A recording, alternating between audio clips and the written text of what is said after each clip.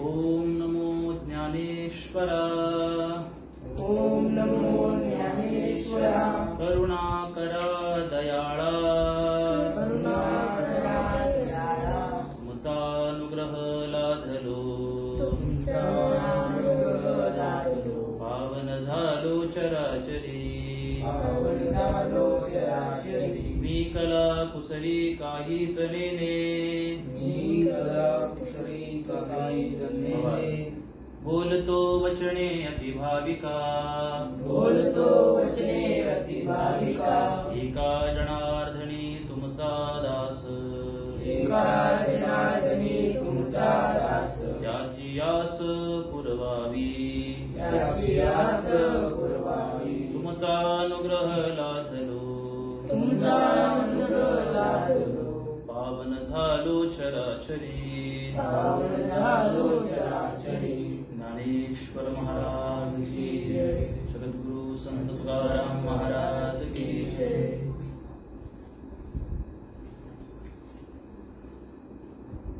Fan बंद कर।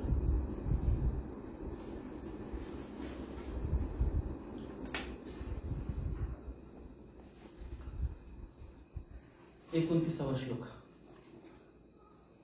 मागच्या वेळेस 28वा श्लोक डबल झाला आपला। 2 वेळा आपण त्याचं चिंतन केलं।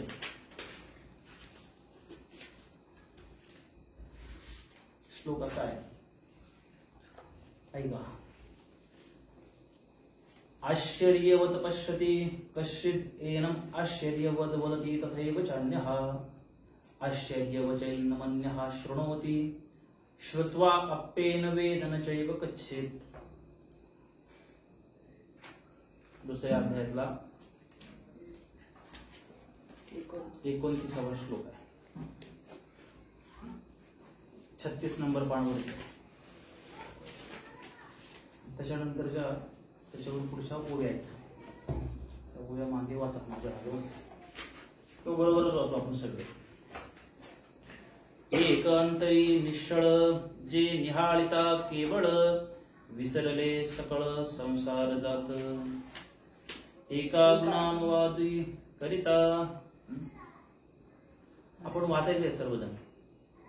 आपण एक साथ वाचूया। 29वा 37 नंबर पानावरती भेटलं का? वाचा।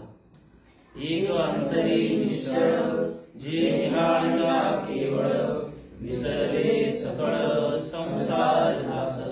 एका गुणानुवादू करिता उपरती होऊनी चित्ता निरवधी तल्लीनता निरंतर। एक एकताची निवारे ते देखभावी सांगिले। एक अनुभवे पातले तद्रूपता। जैसे सरिता होग समस्त समुद्रामाची भिडत। परी मागोतेन समात परतरे नाही। तैसिया योगीश्वरांची आमती मिळवणी सरे एकवटती। परीचे विचारुणी पुनरावृत्ती भजतीची ना।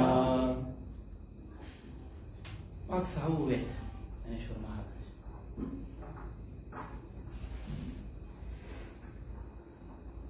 मागच्या सत्संगात आपण इथपर्यंत आलो होतो की आत्म्याचं स्वरूप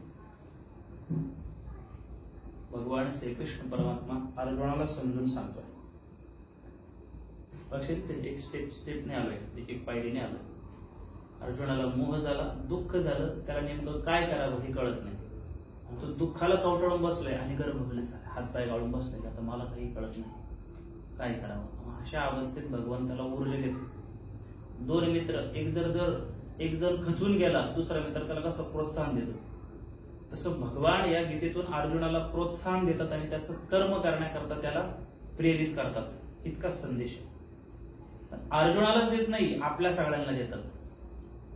आपल्या जीवनात जेव्हा जेव्हा अडचणी येईल, जेव्हा जेव्हा दुःख येईल, जेव्हा जेव्हा आपल्याला निर्णय घेता येणार नाही, तशा त्या प्रसंगात कसं राहायचं याचं विज्ञान म्हणते बरं मी। विज्ञान म्हणजे काय? सायन्स म्हणजे काय? त्याला आपल्या भाषेत कसं एक्सपेरिमेंट कराल तुम्ही, कसं प्रकट कराल? विज्ञान म्हणजे फक्त हे नाही, थेरी नाही बाबा, किंवा ते सूत्र नाहीये. तर विज्ञान म्हणजे काय की तुम्ही प्रत्यक्षात त्याचा कसा अवलंबन करणार याचं ज्ञान म्हणजे भगवद्गीता.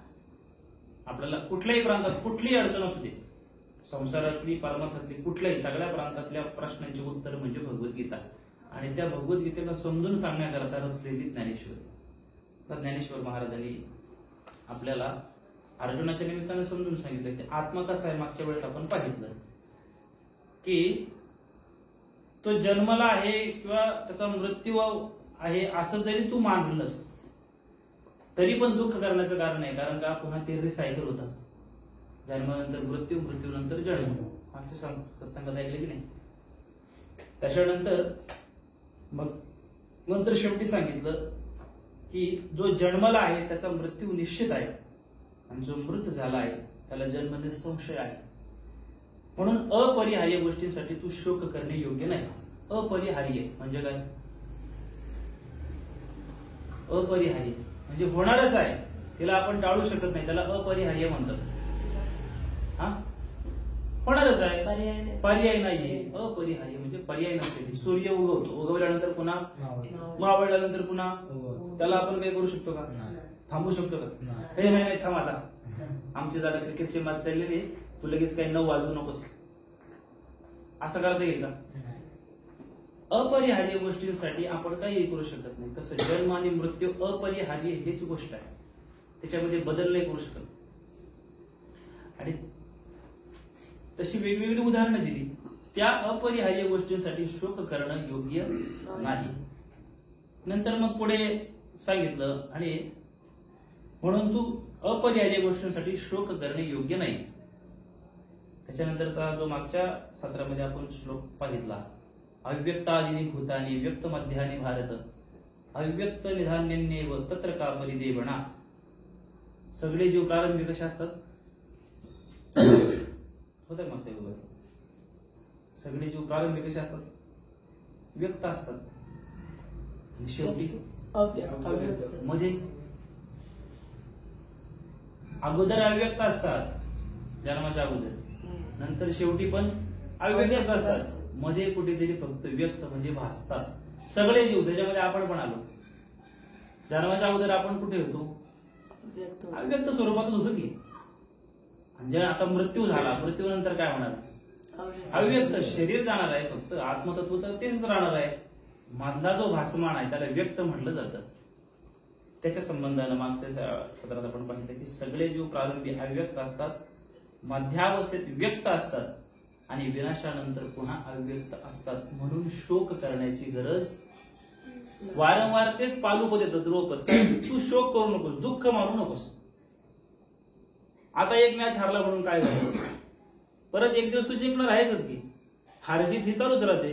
हे जसं आपण क्रिकेटमध्ये पाहतो तसं जन्म मरणाचं आहे. लक्षात येत आहे? आजचा जो श्लोक आहे त्याचा अर्थ काय? आता भगवान म्हणतात, अर्जुना,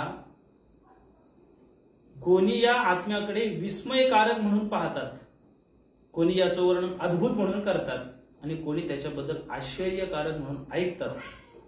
परंतु दुसरे असे आहेत की जे त्याच्याबद्दल ऐकूनही त्याला जाणू शकत नाहीत. 2 प्रकार सांगितले इथं की ज्यांनी त्या आत्मस्वरूपाची ओळख करून घेतली, त्यांनी त्यांचं मत सांगितलं काय कशा कशाने. ते आश्चर्यकारक पाहतात, विश्वासच बसत नाही अशी आश्चर्यकारक गोष्ट.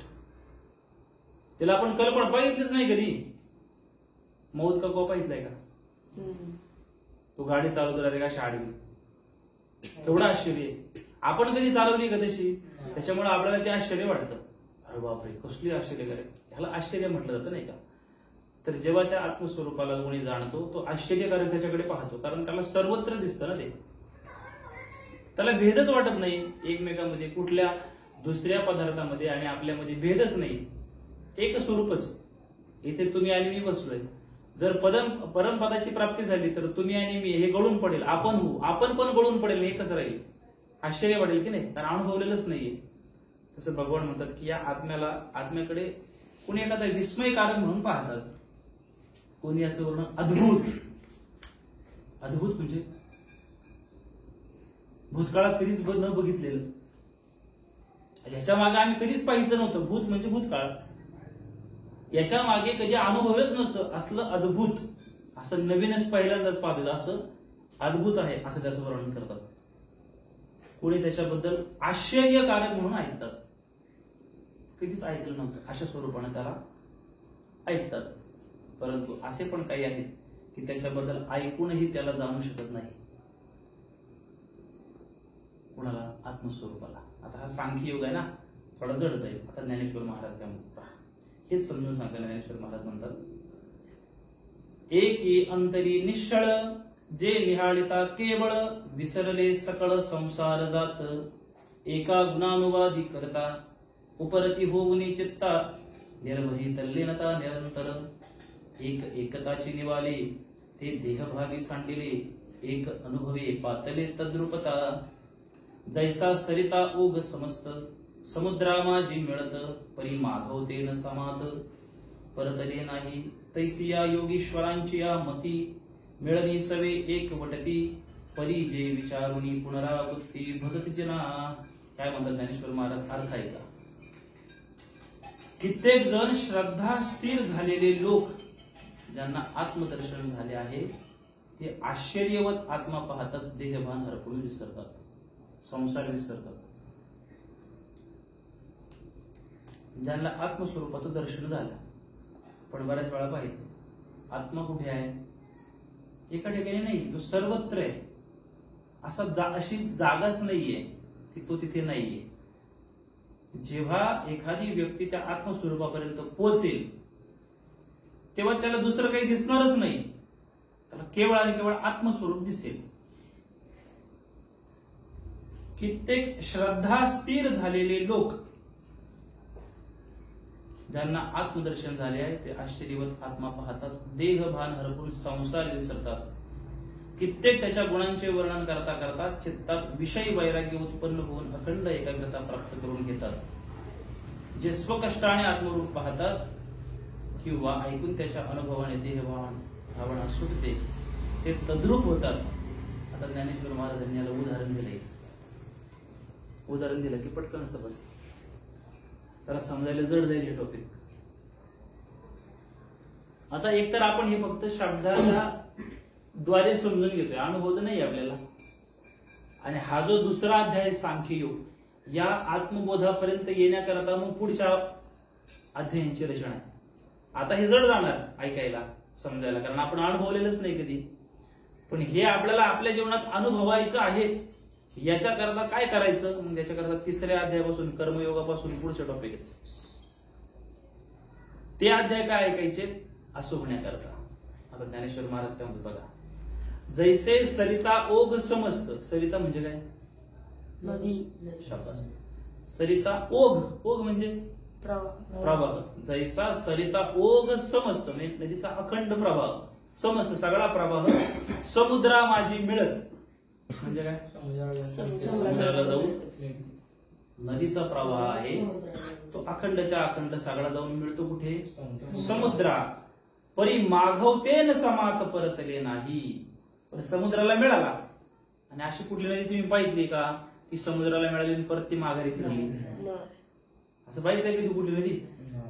ज्ञानेश्वर महाराज म्हणतात एखादा व्यक्ती त्या आत्मस्वरूपापर्यंत पोहोचला की त्याला सर्वत्र आत्मप्रचिती प्राप्त झाली, त्याला सर्वत्र मीच आहे,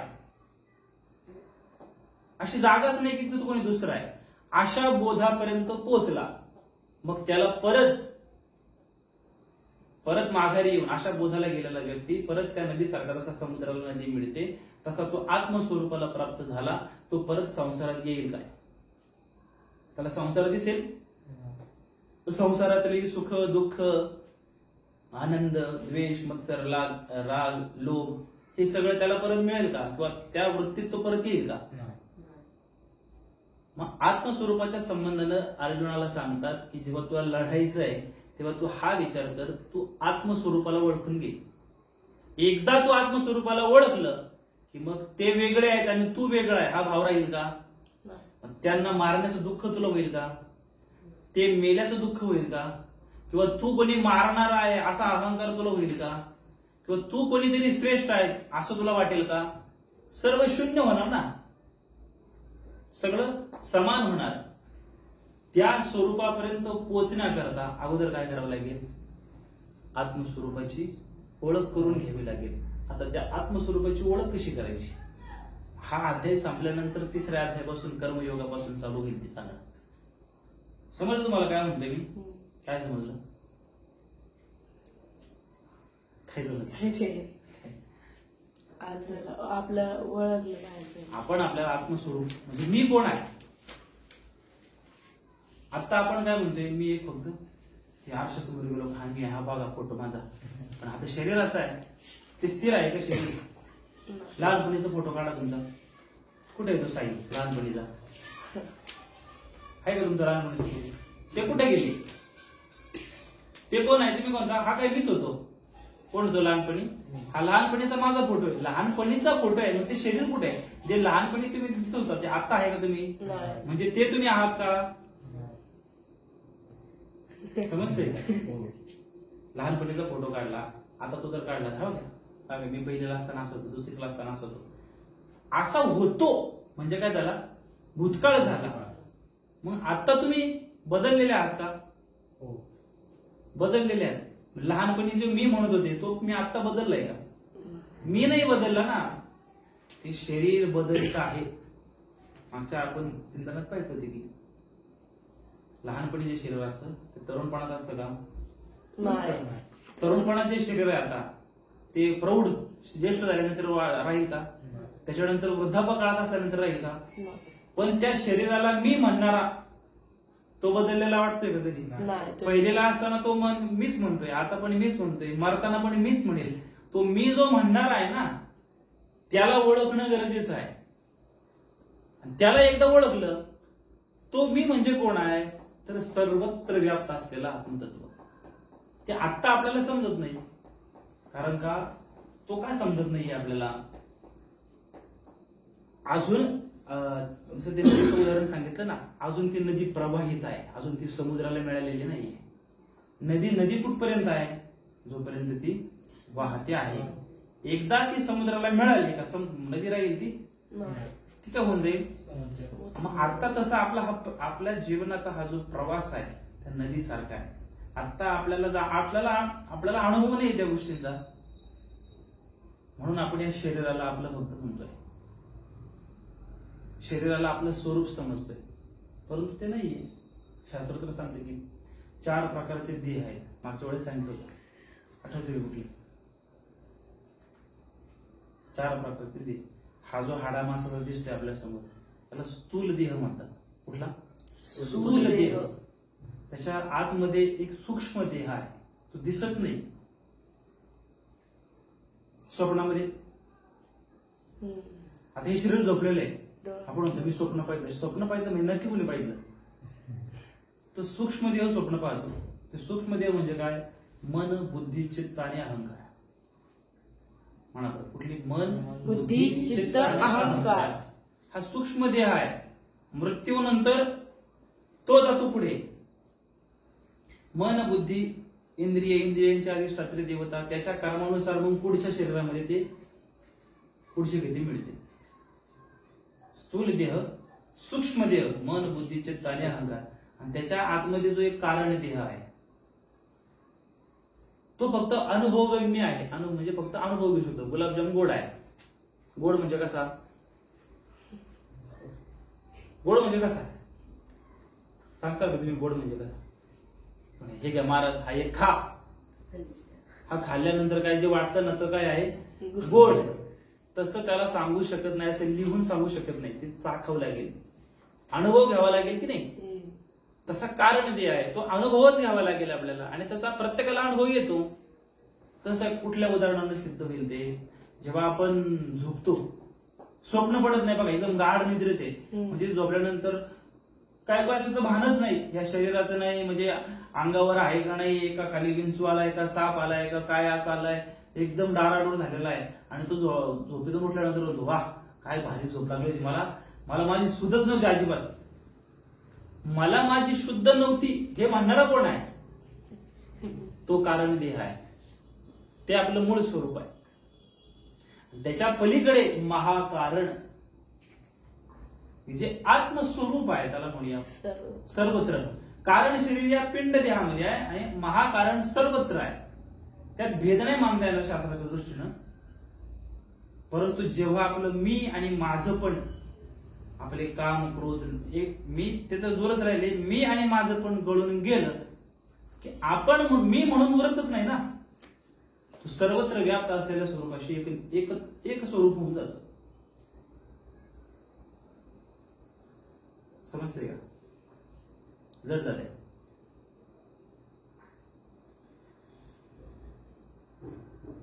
त्यांना जसं उदाहरण दिलं, आपल्याला आपलं आत्मस्वरूप ओळखायचं आहे तर काय करायला लागेल? मग त्याच्याकरता भगवत भक्ती आहे. भगवत भक्ती देव मिळावा म्हणून नाही, देव कळावा म्हणून आहे. देव मिळवण्यासाठी भक्ती नाही करायची, देव मिळालेलाच आहे, तो कळावा समजावा याच्यासाठी भक्ती आहे. आणि भक्ती मार्ग सोपा आहे. तसे शास्त्राने वेगवेगळे मार्ग सांगितले, पण भक्तीचं जे माध्यम आहे कलियुगातलं नामस्मरण. काय? नामस्मरण. आपल्याला आवड असो नसो, विश्वास असो नसो, सुरुवातीला तुम्ही केवळ मुखानं नामस्मरण करणं गरजेचं आहे. कुठलंही नाव आवडतं ते रामकृष्ण हरी विठ्ठल केशवा मंत्र हा जपावा सर्व काळ. हरिपाठात म्हणतो की वाणीला पहिली सवय लावली पाहिजे, मनातल्या मनात सतत चालू राहिलं पाहिजे, जागेपणी झोपताना सर्वत्र प्रत्येक क्षणाला. जेव्हा असा हा अभ्यास प्रबळ होत जाईल, हळूहळू आपली वृत्ती पालटत जाते. मग ते नामस्मरणच आपल्या जीवनात आपलं मी आणि माझेपणा गाळून टाकतं. आणि त्याच्याकरता आपल्या जीवनात शुद्धता यावी याच्याकरता मग खाण्याची बंधनं. चांगलं खाल्लं पाहिजे. का? कारण जसं खाऊ अन्न तसं होईल आपलं मन, तशी होईल बुद्धी. शाकाहाराचा आग्रह का केला जातो? मांसाहार हा तमोगुणी आहार आहे. जे अन्न आपण खातो त्या अन्नाचा आपल्या बुद्धीवर परिणाम होतो.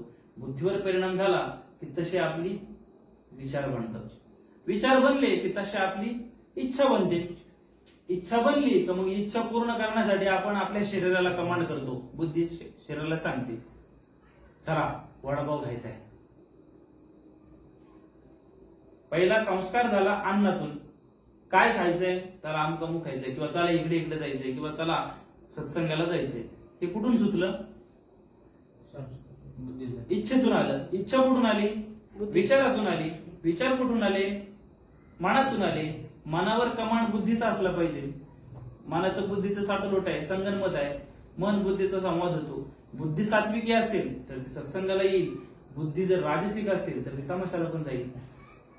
सगळं खाण्यावरती आहे. सगळ्यात महत्वाचं बंधन. समजतंय? एक पहिला टॉपिक काय की भक्ती मार्गाने चालायचं, तर आपल्याला नामस्मरण सतत असलं पाहिजे. दुसरा टॉपिक आपला आहार शुद्ध असलं पाहिजे. जे सात्विक आहे, शाकाहारी आहे ते खाणं गरजेचं आहे. मांसाहार खाणं रक्त पिण्यासारखंच आहे की दुसऱ्या दिवस. जसं खाऊ अन्न तशी आपली बुद्धी होईल. इच्छा झाली. इच्छा झाल्यानंतर आपण क्रिया करतो, कर्म करतो. कर्म झालं की मग त्याचं फळ मिळतच. कारण त्या फळ का मिळतं? कारण त्याच्यामध्ये अहंकार असतो आपला. मी करतो ना, मी हे केलं माझ्यामुळे झालं, त्याचं फळ आहे. मग ते भोगावं लागेल, चांगले किंवा वाईट. चांगलं असेल तर ऊर्ध्वगती, वाईट असेल तर अधोगती. मग परत त्या फळातून सुख दुःखाची प्राप्ती. मग परत टेन्शन किंवा परत आनंद, परत सुख किंवा दुःख, परत ते सायकलिंग सायकल चालू राहते. या सायकल पासून अलिप्त होण्याकरता किंवा ती सायकल तोडण्याकरता, मध्ये खंडन करण्याकरता काय आहे? नामस्मरण. सगळ्यात पहिले हे फक्त ऐकू नका. हे का करतोय आपण? आपल्या जीवनात आलं पाहिजे म्हणून. दुसरा मुद्दा आहे अन्नाचा. तिसरा सगळ्यात महत्वाचा मुद्दा, आपण कुठल्या संगतीत राहतो. तो मागच्या वेळेस पण बोललो. संगत फार मॅटर करते आपल्यावरती. आपण ज्यांच्या संघात असतो किंवा ज्या विचारांच्या संगतीत असतो तसं आपण घडतो. आपण श्लोक ज्ञानेश्वरीच पाहतोय. आपल्याला आत्मस्वरूपाची जेव्हा ज्ञानेश्वर महाराज सांगतात की एखादा कोणी ज्ञानी त्याला ज्याला आत्मदर्शन झालं की तो काय करतो? हा देहभान आणि संसार विसरून जातो. ज्याला आत्मस्वरूपाची प्राप्ती झाली तो संसार विसरला. म्हणजे काय विसरला? संसारातलं सुख दुःखच विसरून गेला ना, कशाचाच लवलेस राहिला नाही. असून तो म्हणजे कमळाचं फुल कसं असतं, चिखल्यामध्ये असतं, म्हणजे चिखल लागतो का त्याला? नाही लागत. पाण्यात असतं, पाणी लागतं का त्याला? तो आहे तिथेच, परंतु त्या सगळ्यांपासून अलिप्त आहे. तसा आत्मवान पुरुष, ज्ञानवान पुरुष, ज्याला आत्मस्वरूपाची प्राप्ती झाली, तो या संसारातल्या सुख दुःखाच्या द्वंद्वातून मुक्त होतो, निर्द्वंद्व होऊन कमळाच्या फुलासारखा राहतो. म्हणजे कुणी त्याला चांगलं म्हटलं तरी तो आनंदित होत नाही, कुणी वाईट म्हटलं तरी दुःखी होत नाही. तो पास झाला म्हणून फार पेढे वाटून आनंद पण साजरा करीत नाही, आणि नापास झाला म्हणून कोपऱ्यात जाऊन रडत पण बसत नाही. समजते का मी काय म्हणते? समत्व बुद्धीला प्राप्त होतो, संसार विसरतो. याचा अर्थ काय? द्वंद्व, द्वंद्व म्हणजे दोन, हो किंवा नाही, करू का नको, हे द्वंद्व असते की नाही, याच्यातून पूर्ण पलीकडे जातो. कोण? जो आत्मवान आहे. एक अंतरी निश्चळ. निश्चळ म्हणजे काय? निश्चित झालं त्याचं एक तत्व. जे निहाळिता केवळ, विसरले सकळ संसार जात. संसारात सगळं विसरून जातो. एका गुणानुवादू करिता उपरती होऊन चित्ता निरवधी तल्लीनता निरंतर. तो काय करतो? त्या आत्मस्वरूपाचं गुणगान जेव्हा ऐकतो, तो आत्मा कसा आहे, त्याचं स्वरूप कसं आहे, हे जेव्हा गुणानुवाद दिसतो, कानाने ऐकतो, तेव्हा तो त्याच्या संबंधाने विचार करतो. बाकीचे विचार सगळे विसरून जातात. निरवधी तल्लीनता, निरंतर. काय? कित्येक त्याच्या गुणाचे वर्णन करता करता चित्तात विषय वैराग्य उत्पन्न होऊन अखंड एकाग्रता प्राप्त करून घेतात. समजतंय का वाक्य हे? कित्येक जण त्या आत्मस्वरूपाचं गुणानुवाद, आता जे आपण करतोय की नाही, हे काय करतोय? गुणानुवादच करतोय. गुण म्हणजे काय? त्याच्या अंगी असलेले गुण, की ते आत्मतत्व कसं आहे, तसा तो निर्गुणाचा आहे. पण समजून घेताना जेव्हा आपण त्याचा विचार करतोय, दुसऱ्या गोष्टी आठवतात का? नाही आठवत. आपण त्याच्यामध्ये मग्न होऊन जातो, तल्लीन होऊन जातो. आणि एका क्षणासाठी नाही, जो निरंतर म्हणतात ज्ञानेश्वर महाराज, तल्लीनता, निरवधी तल्लीनता, निरंतर. कसे होतात? निरवधी म्हणजे त्यामध्ये अखंड, कुठला व्यत्यय नाही, तो तल्लीन होऊन जातो. तल्लीन होणं म्हणजे कळतं का? काय? मग्न. मग्न होऊन जाणं. शाबास. त्याला भानच नाही दुसरं कशाचं. जो आत्मस्वरूपाला प्राप्त झाला, ही हायर स्टेज आहे बरं, सगळ्यात लास्टची स्टेज आहे. आपण आपल्या आत्मस्वरूपामध्ये मग्न झालो, दुसरा काय म्हणतो याचा परिणाम पडेल? याचा परिणाम पडेल का? त्याचा परिणामच पडणार नाही तर सुख दुःख होईल का? कुठलीही गोष्ट असेल, कुठलीही, चांगली वाईट कुठलीही, जो आत्ममग्न झालाय. तुकाराम महाराजांचा एक अभंग आहे. तुकाराम महाराज ते एका अभंगात म्हणतात, जाणूनी नेनते करी माझे मन, जाणूनी नेनते करी माझे मन, तुझी प्रेम पुन देऊन या. अर्थ सांग, लक्ष देतोय? देवाकडे प्रार्थना करतात की हे देवा, जाणूनी नेनते करी माझे मन, तुझी प्रेम पुन देऊन या. तुझी प्रेम पुन म्हणजेच काय? देव म्हणजेच आपलं आत्मस्वरूप. पण आपल्याला भक्तीच्या द्वारे जायचे म्हणून त्याला द्वैतात मानणं. तू भक्त, मी देव, दोन अशी रूप करणं. देव पण देव भक्तच आहे आणि भक्त देवच आहे, वेगळा नाहीच आहे. पण आता आपण अज्ञानात आहोत, नदीचा प्रवाह अजून चाललाय, अजून समुद्राला मिळालेली नाहीये, म्हणून दोन मानावं लागेल की नाही? समुद्र वेगळा आहे, नदी वेगळी आहे, पण ती कुठपर्यंत आहे? जोपर्यंत ती मिळत नाही तोपर्यंत. एकदा मिळाली का मग नदी नदी राहील, ती समुद्रच होऊन जाईल ना. लक्षात येत आहे का? तसं भगवंताची प्राप्ती होतपर्यंत आपल्याला भक्त म्हणून राहावं लागेल की नाही? एकदा भगवंताची प्राप्ती झाली, भक्त राहील का? नाही. आता तो म्हणजे शास्त्रीय सिद्धांत राहील, ज्ञानोत्तर भक्ती ज्याला म्हटलं जातं, त्याची प्राप्ती झाल्यानंतर सुद्धा परत आपण भक्त म्हणूनच राहणं, तो एक वेगळ्या चिंतनाचा विषय. आपला टॉपिक असा चाललाय तुकाराम महाराजांचे अभंग, जाणोनी नेनते. जाणून म्हणजे काय? अनुभवणं, जाणणं. गुलाबजाम गोड आहे, लक्षात घ्या. गोड म्हणजे काय? चवीने अनुभवतो की नाही, त्याला जाणणं म्हणतात गुलाबजाम. तसं जाणूनी नेनते, नेनते म्हणजे कळत नाही असा. भगवंता जाणून, मला जाणून नेंत कर, म्हणजे मला तुझं स्वरूप कळू दे, तुझी प्रेम खुण देऊन या. तू कसा आहेस, तुझी प्रेम लक्षणा काय आहेत, तुझं स्वरूप कसं आहे हे मला समजू दे. पण ते समजून झाल्यानंतर परत असं कर की मला काही कळतच नाही. मला समजतच नाही. आता पुढचं बघा, जाणूनी नेनते करी माझी म्हण, तुझी प्रेम खुन देऊनिया, मग मी व्यवहारी असे न वर्तत, जेवी जळात पद्मपत्र. व्यवहारी म्हणजे व्यवहारात म्हणजे कशात? व्यवहार म्हणजे काय? म्हणजे काय? फक्त पैसे? व्यवहार म्हणजे हे सगळं जीवन. हल्या व्यवहारात म्हणतो नाही, आपण म्हणतो काय व्यवहार आहे की नाही, हे काय जनरित आहे का, हे कुठे व्यवहारात बसतं का, असं कुठं बोलणं शोभतं का तुला? हा व्यवहार झाला नाही. फक्त पैसे देणे घेणे म्हणजे व्यवहार नाही. जीवन जगण्याची जी जी रीत आहे त्याला व्यवहार म्हटलं जातं. मग मी व्यवहारी असे न वर्तत. वर्तत म्हणजे वर्तन करणं म्हणजे काय? हा, हे जे मी शब्द बोलतोय ना, हे तुम्हाला कधी लक्षात येतील माहितीये? जेव्हा तुम्ही वाचन कराल तेव्हा. म्हणून तुम्हाला 4 वेळा म्हणतात तुम्ही वाचलं पाहिजे. तर वाचलंच नाही तर समजणार नाही काहीच.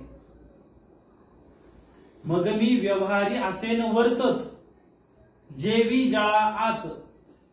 जळात म्हणजे जळ म्हणजे पाणी. जळात, जेवी जळात पद्मपत्र.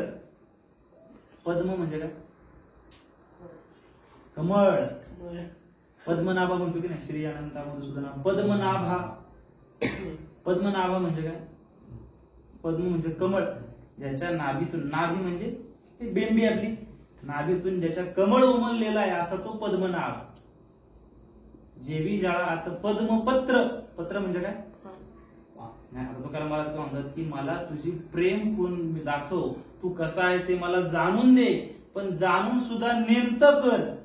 मग काय होईल? मग मी असे नाही का, मग मी व्यवहारी असे न वर्तत, जेवी जळात पद्मपत्र. मग मी व्यवहारात असा वागन जसं कमलपत्र पाण्यामध्ये असतं तरी पण ते भिजतं का? ते अलिप्त असतं. तसं व्यवहारात राहील. पण कधी? पहिल्या गडवा बघितलं की आपण, कधी?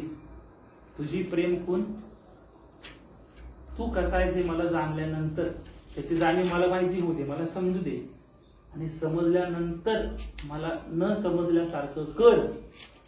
मग मी या व्यवहारात कसं राहीन. आता हे तुकोबरायांचं म्हणणं नाही, म्हणजे तुकोबरायांसाठीच नाही, हे आपल्यासाठी पण आहे.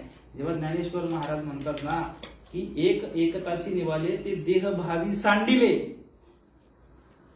एक अनुभवे पातले तद्रूपता, तो त्या रूपाशी एकरूप होऊन जातो. त्याला जगातल्या व्यवहारातलं भान राहत नाही. त्यात आपण 3रं चरण आहे महाराजांचं. समजतंय का तुम्हाला? महाराज कसं जाते, समजते ना? ऐकोनी नायिके निंदा स्तुती कानी. म्हणजे काय? कानाने निंदा स्तुती जरी ऐकली तरी पण ऐकलं न ऐकल्यासारखं. ऐकोनी नायिके निंदा स्तुती कानी, जैसा का उन्मनी योगी राज. एखादा योगी ध्यानस्थ बसलेला आहे, एकदम मग्न झालाय, परमात्म्याचं चिंतन चाललेलं आहे, पूर्ण विसरलाय जगाला. शेजारून जाणारी माणसं म्हणजे काय बावळट माणूस आहे, इकडे मस्त पैसे कमवायचे, डिग्री कमवायची, लग्न करायचं, चांगलं चांगलं घर बांधायचं, हे सोडल्याने रानात ध्यान करीत बसलाय. त्याला वाईट वाटेल का? नाही वाटणार. ऐकलंच जास्त पॉइंट. तो मग्न आहे त्याच्यामध्ये, तद्रूप झालेला आहे त्या आत्मचिंतनाशी. त्याला जगाचं कानव म्हणजे कानव शब्द जरी पडले तरी पण तो त्याच्याशी मग्न आहे, ते न ऐकल्यासारखं आहे. किंवा दुसरे जण चालले, वा वा काय साधू पुरुष आहे, महात्मा, काय भारी जीवन यांचं, कसली तपश्चर्या, 10 दिवस काही खात नाही, पैशाला स्पर्श करत नाही, सगळ्या जगाचा सर्व संग त्याग केलेला आहे, असे महात्मा पुरुष. चला सारा दर्शन घ्या, दर्शन बाजी लावा, लाईन लावा, त्याचं सुख होईल त्यांना, त्या स्तुतीने आनंद होतील का? मग्न झाले, कानावर पडतच नाही. तसं ज्ञानेश्वर महाराज म्हणतात, एकदा का त्या आत्मस्वरूपाशी आपण तल्लीन झालो की जगातल्या कुठल्याही सुख दुःखातल्या द्वंद्वात माणूस अडकत नाही. ज्याला सुखी व्हायचं आहे त्याच्यासाठी हा मार्ग आहे. आपण सुख कशात शोधतोय? वस्तूंमध्ये. वेगवेगळ्या वस्तू आपल्याला मिळाल्या पाहिजे, सायकल मिळाली पाहिजे, गाडी मिळाली पाहिजे, पैसे मिळाले पाहिजे, गाडीवर मागं बसणारी मिळाली पाहिजे. त्यात काही अर्थ नाहीये. लक्षात घ्या बरं, हे तुम्ही जपलं पाहिजे. हा भूलभुलई आहे. काय? हा भूल भुलैया. आपण त्या वस्तूंमध्ये सुख मिळवण्याचा प्रयत्न करतो, पण सुख तिथे नाहीये. कितीतरी वस्तू अशा आहेत की आपल्याला पाहिजे नव्हत्या, मिळाल्या, सुख मिळालं का? परत दुसऱ्या गोष्टीची हवा वाढत चालली ना. ज्याला सुख मिळवायचंय तो एकदा का आत्मस्वरूपाशी तल्लीन झाला, या बाकीच्या गोष्टी काही मॅटर करत नाही. समजते ज्ञानेश्वरी काय ऐकायची, काय वाचायची, कशासाठी? आपल्या जीवनात बदल होतोय. जीवनात बदल होतो, पण आता आपली चर्चा काय झाली? मग्न होणं म्हणजे कोणाशी मग्न होणं? त्या आत्मतत्वाशी आपल्याला ओळख करून घेणं, याच्यासाठी आहे. हा ज्ञानेश्वरीचा संदेश फक्त अर्जुनाला नाहीये, आपल्याला आहे. ज्ञानेश्वर महाराज म्हणतात, एकताची निवाले ते देहभावी सांडिले, एक अनुभवे पातले तद्रूपता. ज्यांनी त्या आत्मस्वरूपाला ओळखून घेतलं ते त्या आत्मस्वरूपाशी तद्रूप झाले. तद्रूप म्हणजे काय? त्याच्यासारखंच होणं. पिक्चर पाहतो की नाही? पिक्चर पाहतो आपण. बघा, पिक्चर मध्ये मारामारीचा सीन चालला, आपल्याला वाटतं आपणच मारामारी करतोय. डिशून डिशून डिशून डिशून. पबजी कोणी खेळली? मी जाऊन, मला माहिती नाही कोण खेळते हे नाही विचारलं, पण खेळली का नाही कधी? नाही खेळली. दुसरी कुठली गेम खेळली मोबाईलवरची? पिक्चरचं उदाहरण घ्या. पिक्चर मध्ये एखादा असा रडका सीन आला, एकदम काहीतरी दुःख झालं, आपण पण रडतो की नाही? ते रडणं काय होतं? कारण आपण त्याच्याशी एकदम एकरूप झालोय, तद्रूप झालोय, त्या पिक्चर मध्ये पूर्ण गेलोय. हा, मग्न झालोय. तद्रूप तेच ना, तद्रूप. तद म्हणजे ते, तद्रूप त्याच्याशी एकरूप होणं. त्याच्यामध्ये मग्न स्वतःला विसरून जातो. असं ज्ञानेश्वर महाराज म्हणतात की जे त्या आत्मस्वरूपाची चर्चा करतात, जे त्या आत्मस्वरूपाचं गुण ऐकतात, जे त्या आत्मस्वरूपाशी स्वतःला जाणून घेतात, ते त्याच्याशी तद्रूप होतात.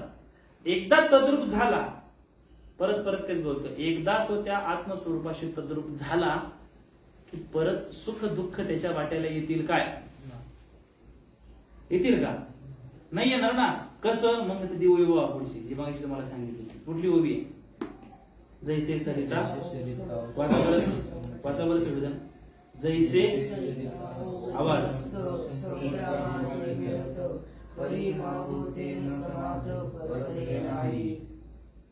आलं का उदाहरण तुम्ही लक्षात? जे आतापर्यंत आपण बोललो त्याचं उदाहरण काय? उदाहरण डोळ्याचं मला सिद्धांत लक्षात येतो. नदीचा प्रवाह आहे, तो एकदा का समुद्राला मिळाला की पुन्हा तो नदी म्हणून माघारी येत नाही. तसं आपण आपल्या जीवनात साधन मार्गाने आत्मस्वरूपाची प्राप्ती करून घेतली का परत आपण जीव म्हणून राहत नाही. मी तो वासुदेव तत्वता कळू येईल विचारिता, आहे ठाऊक सभाग्य संथा नाही तुझा अनेक मागुता. देव देव देव जी कल्पना आपण करतो तो बाहेर कुठे नाहीये, तो आपल्या अंतरात्म्यात आहे. त्याला ओळखायचा आहे, मिळवायचा नाही. आरुष झोपला काय?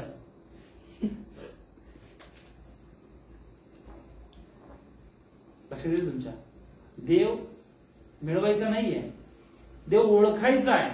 त्याला ओळखण्याकरता बाकीची सगळी भक्तीची साधनं आहेत. साधनं कळतात? साधन म्हणजे काय?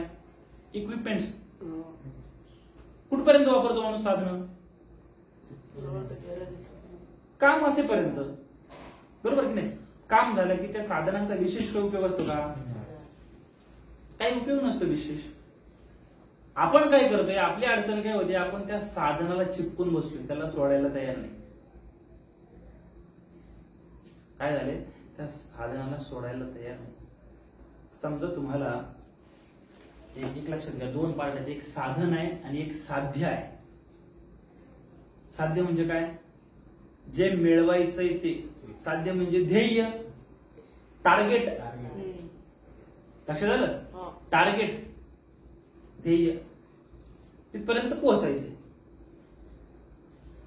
सायकलची स्पर्धा आहे आणि ध्येय असं आहे की 1 किलोमीटर जो पहिला पोहोचेल त्याचा पहिला नंबर येईल.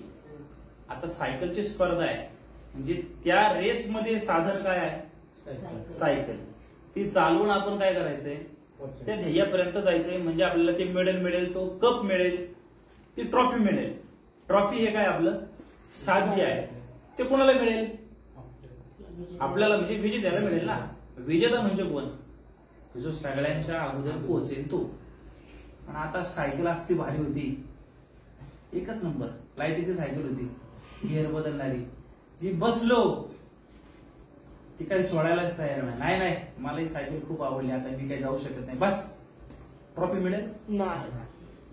ट्रॉफी मिळवण्याकरता सायकल वरती जाऊन सायकल सोडावी लागेल की नाही. सायकलला चिपकून बसला तर तो ध्येयापर्यंत पण जाणार नाही. त्या साधनाचा उपयोग करून आपल्याला साध्यापर्यंत जायचंय. आपल्याला मनुष्य देह हे साधन मिळालंय, इकडे लक्ष द्या. शरीर साधन मिळालंय, आपण याला साध्य म्हणून बसलोय. ही सायकल आहे, ते आत्मस्वरूप जाणून घेणं ही ट्रॉफी आहे. त्या आत्मस्वरूपाला जाणण्याकरता या सायकलच्या पलीकडे जावं लागेल की नाही. सायकलच्या माध्यमातून त्या ट्रॉफी पर्यंत जावं लागेल. मग हे सोडावं लागेल म्हणजे असा कपडा काढल्यासारखं काढता येईल आपल्याला. ते विवेक बुद्धीने जाणावं लागेल की हे नश्वर आहे. जी ट्रॉफी आहे, आतलं जे आत्मस्वरूप आहे ते जाणून घेणं हे आपलं आत्मस्वरूप, हे आपलं ध्येय आहे. ज्ञानेश्वर महाराज म्हणतात की जैसे सरिता उग समस्त समुद्रा माझी मिळत, परी मागवते न समात परतले नाही. तैसिया योगीश्वरांची या मती मिळणी सवे एक वटती, परी जे विचारुनी पुनरावृत्ती भजतीचे ना. त्याप्रमाणे कोणाप्रमाणे, नदीप्रमाणे जी एकदा समुद्राला मिळाली की परत तिचा प्रवाहात येत नाही, त्याप्रमाणे विविध मार्गी योगी पुरुष, योग सिद्ध पुरुषांची मती म्हणजे काय, मती बुद्धी, शब्द लक्षात ठेवा. त्यानंतर विविध मार्गी तैसिया योगीश्वरांची या मती मिळणी सवे एक वटती, परी जे विचारुनी पुनरावृत्ती भजतीची ना. विविध मार्गी, वेगवेगळ्या मार्गाने जाणारे योगी म्हणजे फक्त काय हिमालयात ध्यान करणारा म्हणजे योगी नाही. योग हा शब्द काय माहितीये, योग म्हणजे काय,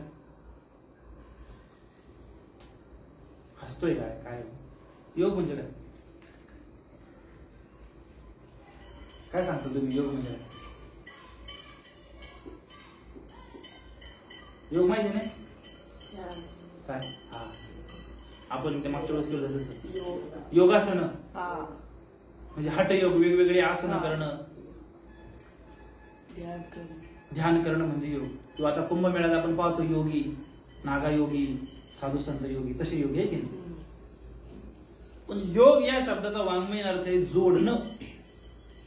योग काय, योगायोग. आज तुमची मागशीच आठवण काढली होती काय, योगायोग हा योग आहे की नाही.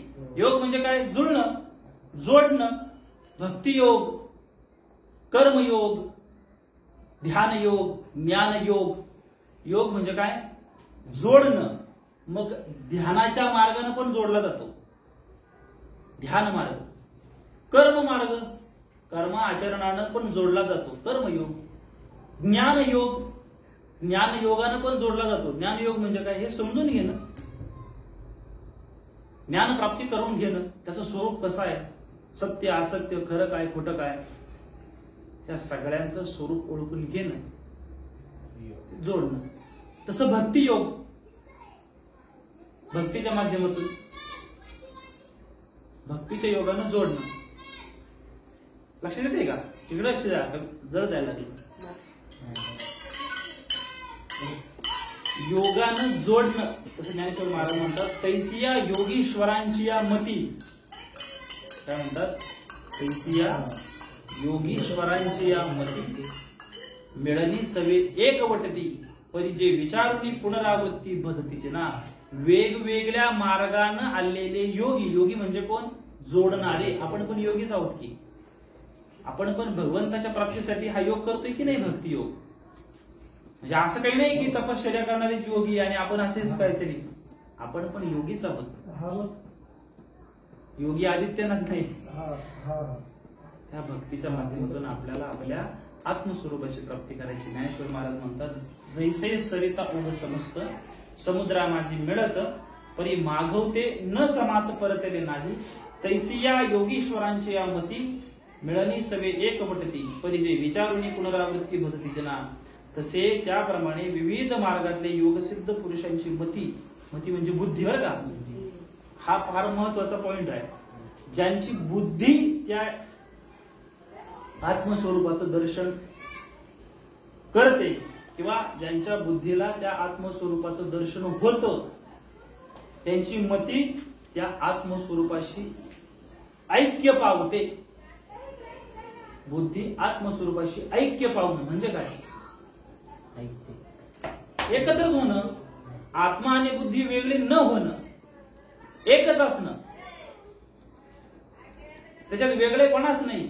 असे जेव्हा होतात, बुद्धी जेव्हा आत्मस्वरूपाशी, लक्ष द्या, बुद्धी जेव्हा आत्मस्वरूपाशी एक झाली परत ती बुद्धी म्हणून होईल का, परत ती वेगवेगळा काही द्वंद्वाचा विचार करेल का, एकच झाली ना, स्थिर झाली. नदी एकदा समुद्राला मिळाली की परत ती नदी म्हणून येत नाही. तसं बुद्धी एकदा परमात्म्याशी एक रूप झाली की परत ती माघारी येत नाही. एकदा बुद्धीच परमात्मा स्वरूप झाली मग दोन उरलं कुठे. मग जे अर्जुनाला जे प्रश्न पडलेले आहेत ते पडतील काय, पडतील? अर्जुनाचं सोडून द्या, आता आपले जे प्रश्न आहेत, आपल्या जीवनामध्ये वेगवेगळे प्रश्न आहेत, ते प्रश्न एकदा ते प्रश्न पडतात कुठून? आपल्या मी माझेपणा या द्वंद्वातूनच पडतात की नाही, बुद्धीपासून, विचारापासून, मनापासूनच पडतात की नाही. तेच जर बुद्धी एक भगवंताशी एकरूप झाली प्रश्न पडतील. आता आपल्या जीवनातलं पहा, इतकं तर समजलंय तुम्हाला. आता आपल्या जीवनाशी काय आहे, गीतेमध्ये एक श्लोक आहे, पुढे येईल तो, मय्येव मन आधस्व मयी बुद्धिम निवेशय निवशिष्यस्ति मय्येव आता ऊर्ध्वम न संशय. हा 12 अध्यायात म्हणतो की नाही, काय म्हणतात की तू तुझं मन आणि बुद्धी मला अर्पण कर. मय्येव मन आधस्व मयी बुद्धिम निवेशय निवशिष्यस्ति मय्येव आता ऊर्ध्वम न संशय. एकदा का तू तुझं मन आणि बुद्धी मला समर्पित केली की तुझा उत्कर्ष किंवा तुझा उद्धार होणार नाही याची शंकाच बाळगू नकोस. आता ऊर्ध्वम न संशयेशी, मग काळजी करू नकोस, तुझा उद्धार झाला म्हणून समज. पण कधी? मन आणि बुद्धी अर्पण केल्यानंतर. एक अर्पण करणं म्हणजे काय, देणं. समजतंय का? झोपला नाही ना? किती वाजता? 8:05 झाले. थांब 5 मिनिट. कोण आलं तुम्हाला? जायचंय का? काय म्हणतो आपण? मन आणि बुद्धी एकदा अर्पण केली, एकदा का मन आणि बुद्धी अर्पण केली तर मग आपला उद्धार होणार आहे, तर शंका नाही असं भगवान आश्वासन देतात. अर्पण करणं म्हणजे काय करणं? देणं. दिलेली गोष्ट म्हणजे काय, परत घेणं? दिलं म्हणजे दिलंच ना, समर्पण, सरेंडिंग झालं. आता इथे चातुर्य बघा, आपल्या जीवनात ज्या ज्या काही अडचणी आहे किंवा आपल्या जीवनात जे जे काही सुख दुःख आहे, जे जे काही द्वंद्व आहे त्याला म्हणूया आपण, ते कुणामुळे आहे? आपल्यामुळे म्हणजे कोणामुळे? आपल्यामुळे म्हणजे कोणा? शरीरामुळं? कोणामुळे? नाही समजत. अरे मन आणि बुद्धीमुळे. आपण विचार करतो, कशाने करतो? बुद्धीनं. इच्छा निर्माण होते, कशामुळे होते? मनानच होते ना. इच्छा, एखादी इच्छा मनामध्ये व्यक्त झाली का ती पूर्ण करण्याकरता बुद्धी कामाला लागते, आणि बुद्धी कामाला लागली की या शरीराकडून ती ऑपरेट करून घेते. जेसीबी आहे ना, जेसीबी त्याच्यामध्ये त्याच्याकडनं भरपूर कामं करून घेतात. ते उकरतं पण, ते माल घेऊन दुसऱ्या ट्रॅक्टर मध्ये भरतं पण, ते सपाट पण करतं, ते रोलिंग दाबून पण देतं, ते ब्रेकिंग पण करतं. वेगवेगळी त्यात आलेली आहे. ते सगळं कुठून होतं? त्याचा जो डॅशबोर्ड आहे, ती बटन, हा नाही, पण त्याचे त्या ह्याला कमांड कुठून जाणार आहे? माणूस कमांड देणार आहे, पण त्यांच्यापर्यंत कुठून जाणार आहे? System कडून सिस्टम दखल घ्या. असं ना डॅशबोर्ड वरती बटन असेल की हा डावीकडे घेतला का ते बकेट वरती घेणार, उजवीकडे गेला का बकेट खाली जाणार, तिथून होते की नाही. तसं हे जे आहे ना हे आपलं शरीर हे काय आहे, ते जेसीबीचं पुढचं मागचं सगळं हे यंत्र आहे. त्याच्या आतला तो थोडा हे बोर्ड आहे, ती बटन वगैरे, ती मन आणि बुद्धी आहे. आणि त्याला कमांड देणारा कोण आहे, तो ड्रायव्हर जो आहे तो आपला आत्मस्वरूप आहे. परंतु तो त्या जेसीबी मध्ये जेसीबीसी मासा चिटकलेला आहे का, तो अलिप्त आहे. तो फक्त कमांड देईल करायचं की नाही ते जेसीबी ती यंत्रणा पुढे ठरवेल ना, त्याला जो प्रोग्रामिंग केला असेल त्याच्या आतमध्ये. समजतंय का तुम्हाला? हा, समजलं. म्हणजे मन आणि बुद्धी सरेंडर करणं म्हणजे काय करणं, तो जो प्रोग्रामिंग आहे, प्रोग्रामिंग एक प्रकारचा कम्प्युटरच हे घ्या. हात त्या प्रोग्रामिंग जो काही सेट केला असेल कंपनीने, बटन दाबलं काय ऑटोमॅटिक ते ओपन होते. ती प्रोग्रामिंगची जी कन्सेप्ट आहे किंवा प्रोग्रामिंग हा जो भाग आहे ते म्हणजे आपली मन आणि बुद्धी. ती एकदा का आपण परमात्म्याच्या हातात दिली, आपला काय रोल राहतो नाही. मग जे काही होईल ते कोणामुळे होईल, परमात्म्यामुळे. पण परमात्मा जे काही करेल ते आपलं वाईट करेल का, नाही. कारण तो सर्व जगाचा नियंता आहे, सर्वांचं भरण पोषण करणार आहे. विश्वंभर ज्याला म्हटलं जातं, विश्वंभर म्हणजे काय, विश्वामध्ये भरून उरलेला. त्याच्या हातात आपली एकदा का मनबुद्धी दिली, आपल्याला काही चिंता राहील. आता त्याच्या हातात मनबुद्धी द्यायची म्हणजे काय, जायचं डॉक्टरकडं, ही बुद्धी असे मेंदू काढा आणि मन आहे कुठं, भेटतं का मन कुठं, नाही. सूक्ष्म देह आहे तो, बुद्धी तरी भेटते का कुठे, मेंदू आहे तो, पण बुद्धी नावाचा आहे का कुठे पाप शरीरात, ते सूक्ष्म शरीर आहे, ते असं तुला काही दिसणार नाही. मग त्याला सरेंडर करायचे, म्हणजे त्याला अर्पण करायचे भगवंताला. म्हणजे कोणाला अर्पण करणार, म्हणजे हे जे विचार आहेत या विचारांना सरेंडर करणं. समजतंय का, समजतंय महाराज? सरेंडर करणं म्हणजे भगवत विचाराचं होणं. हे इतकं सोपं नाहीये की गेलो ज्ञानेश्वरीच्या गोव्या वाचल्या मग झालं, ज्ञानेश्वर महाराजांनी आशीर्वाद दिला, जादू झाला, आपलं कल्याण झालं, असं नाही. ते विचार आपल्याला सूक्ष्मात शोधावे लागतील, ते समजून घ्यावे लागतील आणि जीवन व्यवहारात उतरावे लागतील. त्याला अर्पण करणं, त्याला सरेंडर करणं म्हणतात.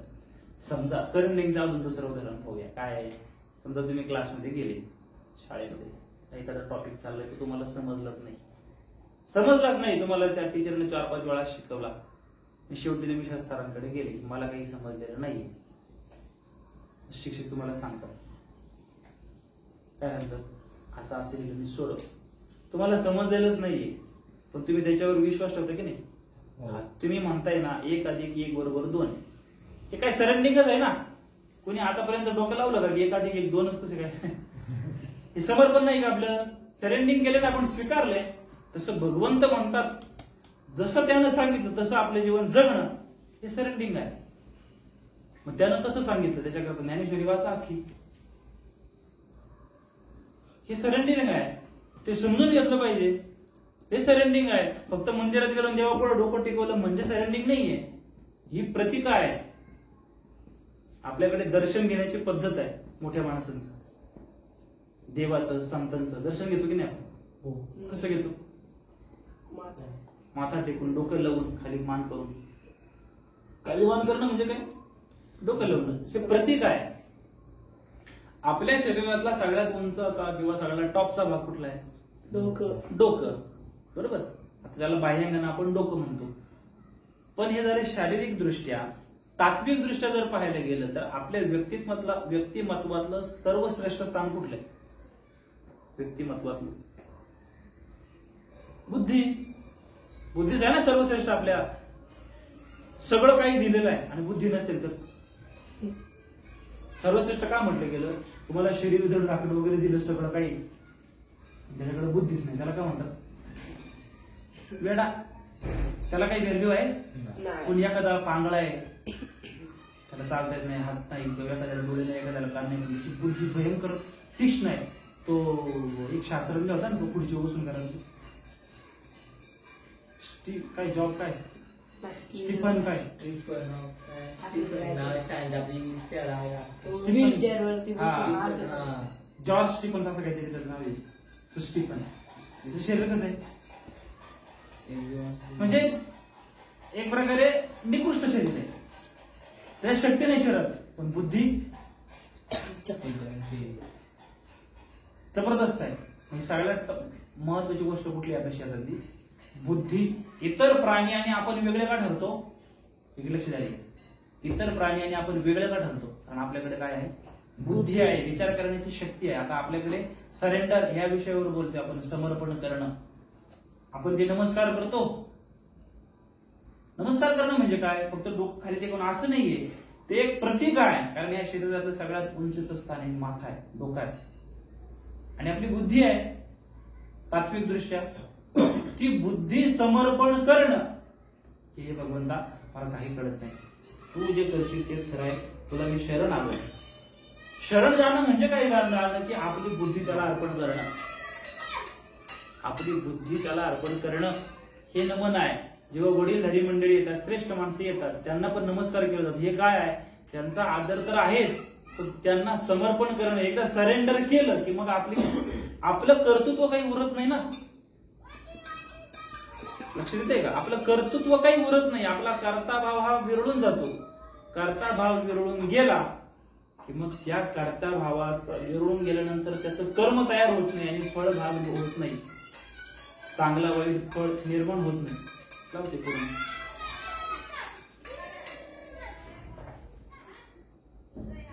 लक्ष देते का? ज्ञानेश्वर महाराज काय म्हणतात की तैसिया योगीश्वरांची या मती. इथून आपण बाजूला गेलो. योगीश्वरांची. योगीश्वर म्हणजे कोण? एवढा तास भरभरून फायदा काय मला? योगेश्वरांची यामध्ये योगी म्हणजे कोण म्हटलं? मग अशी म्हटलं ना आपण, जो साधणारा, जोडणारा, जोडण्याचा प्रयत्न करणारा. योग म्हणजे काय? जोडणं. त्या जोडण्याचा प्रयत्न करणारा म्हणजे कोण? योगी. कशाचा जोड करणारा? आत्मस्वरूपाचा. आणि आपल्यात जो अंतर निर्माण झाले भ्रमानं भेदानं, त्यानं एक संग करणं, त्याला योगी म्हटलं जातं. मग तो भक्ती योगी असेल, कर्मयोगी असेल, ज्ञानयोगी असेल, ध्यानयोगी असेल, हठयोगी असेल, वेगवेगळ्या योगी असेल, जोडणारा. त्या वेगवेगळ्या मार्गातल्या योगेश्वरांची मती मिळणी सवे एकवटती. त्याच्याशी एकरूप झाल्या. कोणाच्या? आत्मस्वरूपाशी जवळ गेल्या का एक वटतात, एक होतात. मग ते एक झाले. परिचय विचारुनी पुनरावृत्ती भजतीची ना. पुन्हा काही परत त्या माघारी येत नाही. बुद्धी परत पुन्हा पालटत नाही. अर्जुना हे लक्षात घे. परत अर्जुनापाशी हे आता हे अर्जुनाला सांगतात, तेच आपल्याला सांगतात की आपली बुद्धी आपण परमात्म्याला सरेंडर केलं पाहिजे, परमात्म्याला अर्पण केली पाहिजे, म्हणजे भगवत विचाराला अर्पण केली पाहिजे. आणि एकदा का भगवत विचारांना अर्पण केली की मग तिथून पुढचा कार्य भक्त सांभाळतो. आजचं चिंतन आपण थांबू. समजलं? काय प्रश्न? प्रश्नच पडत नाही म्हणा. प्रश्न कोणाला पडतात माहिती? ज्याला खूप काही समजले आणि थोडं समजायचं राहिले त्याला प्रश्न पडतो. ज्याला काहीच समजलं नाही त्याला प्रश्न पडत नाही.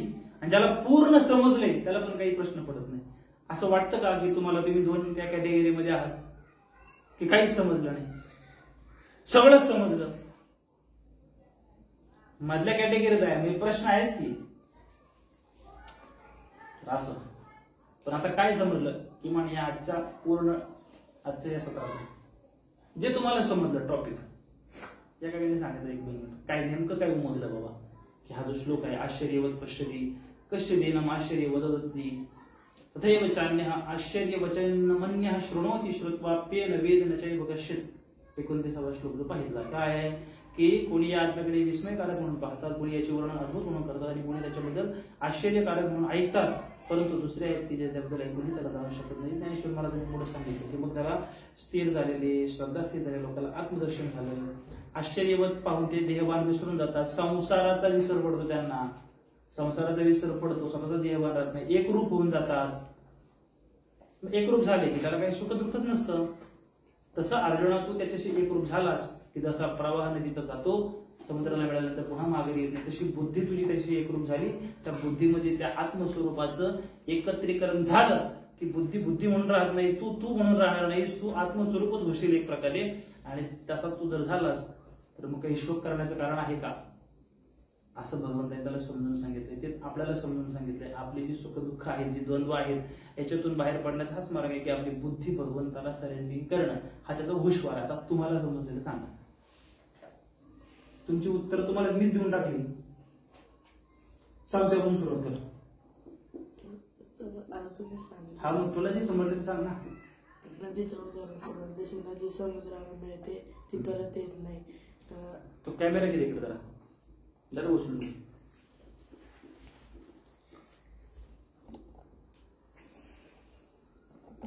बस तुला जागे.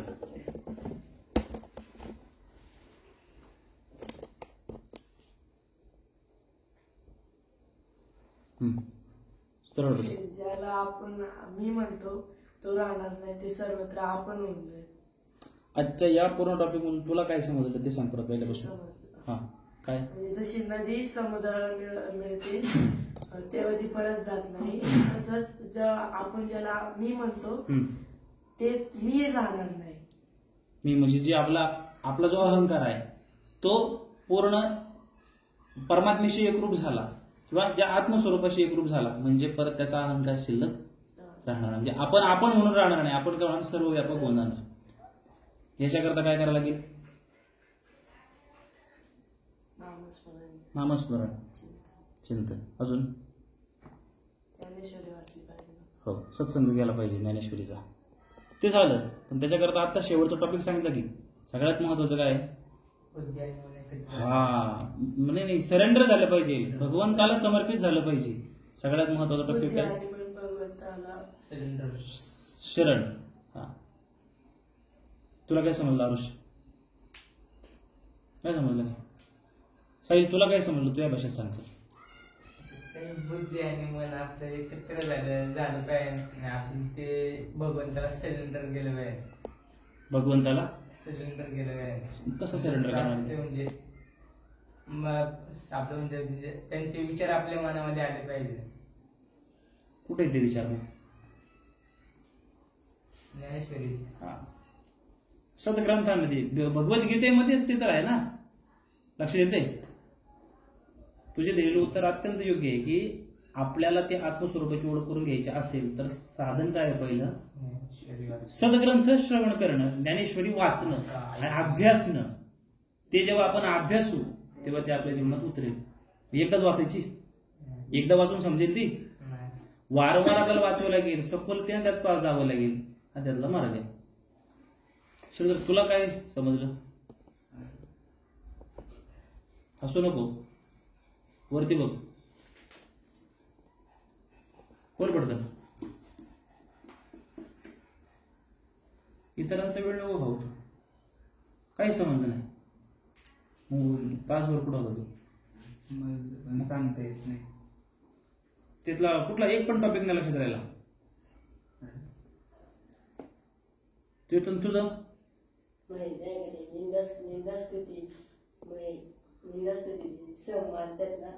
तेच चालू म्हणजे काय, म्हणजे ध्यानाला बसले ते चांगलं म्हणू किंवा वाईट, ते आपण ते आहे ते ध्यान मग्न राहून जसा योगी एकरूप होतो, एकरूप मग्न झाला.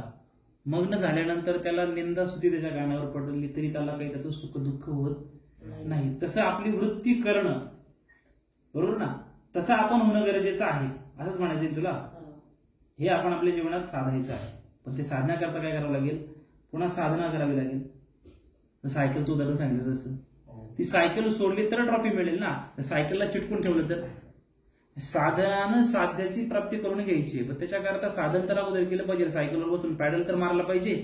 तो पॅडल मारणं म्हणजेच ग्रंथ वाचणं आहे. तो पॅडल मारणं म्हणजेच आपण आपली उपासना करणं गरजेचं आहे. मग त्याच्यामध्ये चांगला आहार आहे, चांगल्या विचार आहे, या सगळ्या गोष्टींचं चिंतन आहे. तुम्ही काय सांगाल दादा.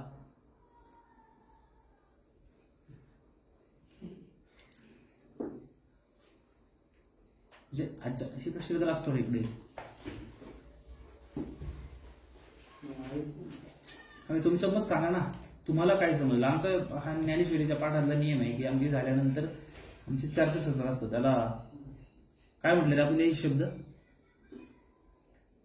डिस्कशन ही चर्चा आहे, हे काही शेअर नाही होणार.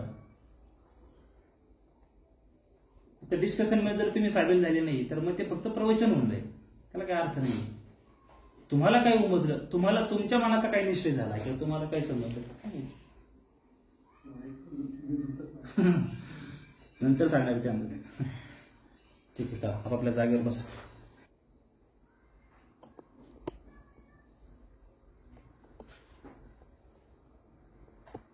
आत्ता वेळ नाहीये. आत्ता तुम्ही म्हणताय की वेळ नाहीये, शाळेत असताना कॉलेजात असताना वेळ नाही. पण जेव्हा तुम्ही खऱ्या अर्थानं नोकरी, काम, धंदा, व्यवसाय जाईल तेव्हा कुठून वेळ काढणार आहात? वरती बघ, कधी वेळ काढणार आहात तेव्हा? हे माझ्यासाठी नाही झालेलं, हे तुमचं जीवन बदलाव म्हणून चाललंय. ते बदलायचं की नाही हे तुमच्या हातात आहे. असंही नाहीये की फक्त तुम्ही देवदेव करणं, ज्ञानेश्वरी वाचणं म्हणजे तुमचं कल्याण झालं, असं नाहीये. ह्याच्यातली फॅक्ट ही आहे की ते जे विचार आहेत ते विचार आत्मसात करणं आणि जगणं हे महत्वाचं आहे. पण ते आत्मसात करण्यासाठी अगोदर वाचावे तर लागतील की नाही? वाचन कधी होईल? महाराज कधी होईल वाचन? कधी होईल? जेव्हा आपण वाचू तेव्हा, आपण त्याच्यासाठी वेळ काढू तेव्हा. जर आपण असाच प्रत्येक दिवसाला म्हटलो नाही उद्या करू उद्या करू उद्या करू उद्या करू उद्या करू, उद्या कधी येत नसतो आयुष्यात, उद्या कधीच उजळत नसतो. ज्याला आत्मकल्याण साधायचंय त्यांनी प्रत्येक क्षण साधला पाहिजे. प्रत्येक क्षण. एक क्षण असा आहे की तो गेला की परत लाख करोड रुपयाची संपत्ती त्या परत भेटणार नाही. लक्षात येतंय? हे गांभीर्य जोपर्यंत तुमच्यात येत नाही तोपर्यंत काय मिळणार नाही.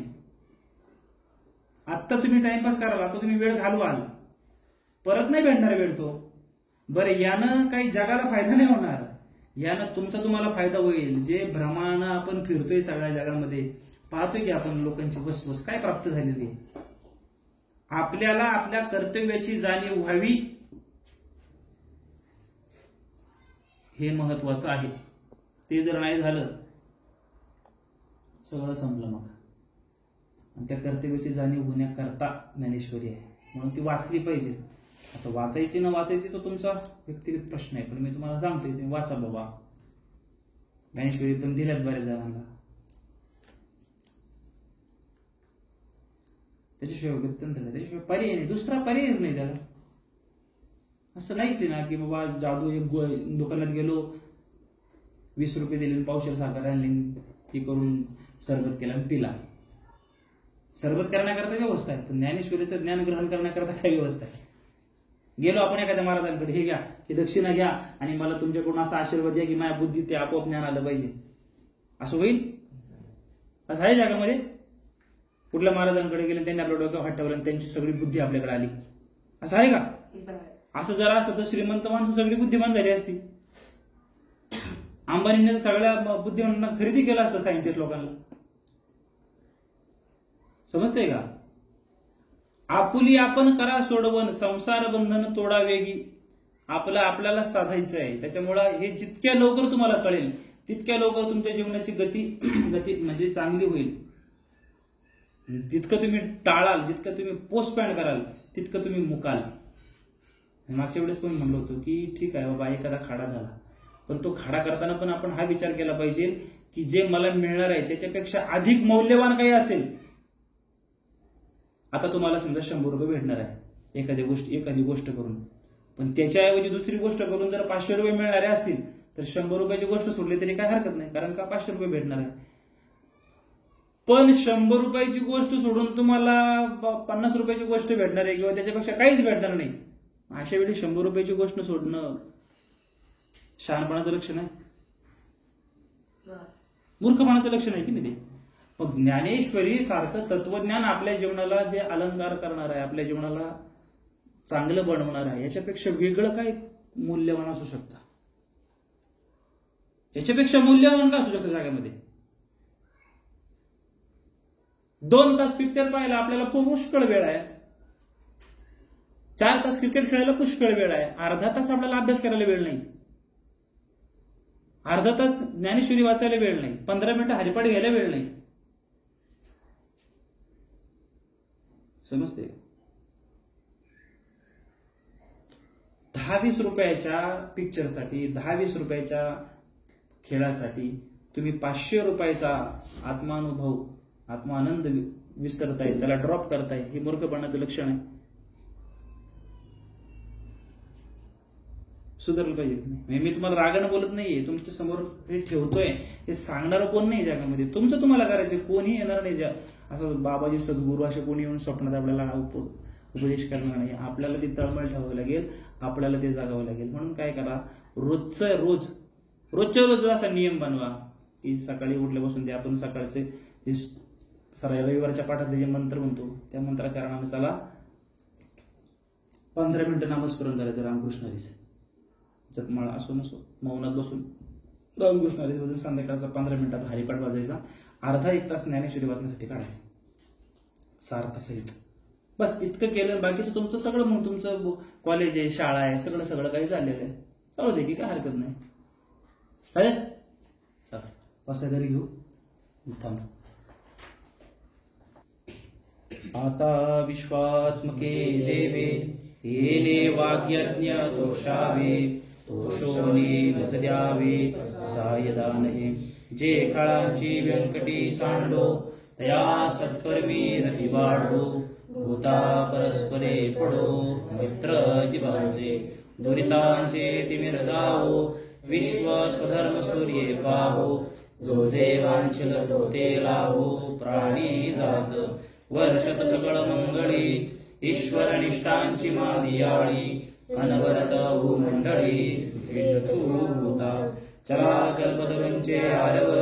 चेतना चिंतामणीचे गाव, बोलते जे अर्णव पियुषांचे. चंद्रमे जे अलांछन, मार्तंड जे तापहीण. ते सर्वाही सदा सज्जन, सोय रे होतो. किंबहुना सर्व सुखी, पूर्ण होनी ती लोकी. भजिजो आधी पुरुखी अखंडित, आणि ग्रंथोपजीवी. विशेषी लोकीये, दृष्टादृष्ट विजये होवावे. एतमणे श्री विश्वेश्वरावो, हा होईल दान पसावो. येणे वरे ज्ञान देवो, सुखिया झाला. येणे वरे ज्ञान देवो, येणे वरे ज्ञान देवो. कुंडली गवरदाय श्री ज्ञानदेव श्री पंढरीनाथ माऊली ज्ञानेश्वर महाराज, जगद्गुरु संत तुकाराम महाराज की जय.